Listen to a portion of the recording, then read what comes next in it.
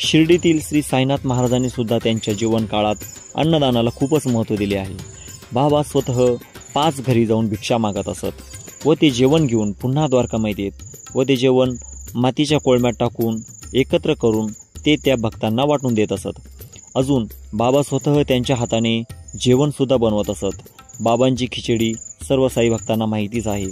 स्वतः जाऊन अन्नदानाची सामग्री गोळा करणे, त्यांच्या स्वहाताने ते जेवण शिजवणे व भक्तांना तिथे पंक्तीनुसार बसून द्वारकामाईत ते जेव पण घालत असत। हीच प्रथा बाबांच्या महासमाधीच्या नंतर सुद्धा साई संस्थानने ही कायम चालू ठेवली व आजही त्या गोष्टीचा आपल्याला प्रत्यय येतो। बाबांच्या समाधीला 100 वर्ष होऊन गेली, पण आजही अन्नदानाची सेवा ही अखंडपणे सुरू आहे।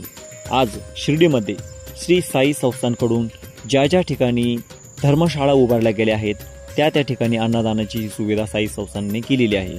शिर्डीतील श्री साई प्रसादालय हे सौर ऊर्जेवर चालणारे जगातील पहिले स्वयंपाकघर आहे।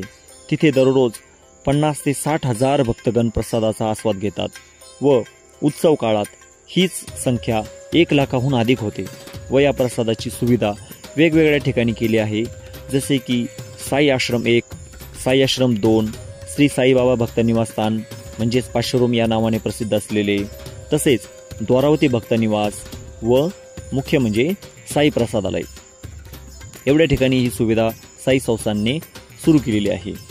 तसेच रुग्णालयामध्ये सुद्धा हे जेवण पीडितांना पुरवले जाते। जसे की बाबांच्या शिकवणीनुसार भुकेल्या जीवाला अन्न देणे ही परंपरा आजही चालू आहे। तर मित्रांनो, तुम्ही जेव्हाही कधी शिर्डीला याल तर या साई प्रसादाचा आनंद नक्की घ्या व मित्रांनो, अशाच नवनवीन व्हिडिओ बघण्यासाठी व्हिडिओला लाईक करा व चॅनलला सबस्क्राईब नक्की करा। ओम श्री साईनाथाय नमः। अलख निरंजन।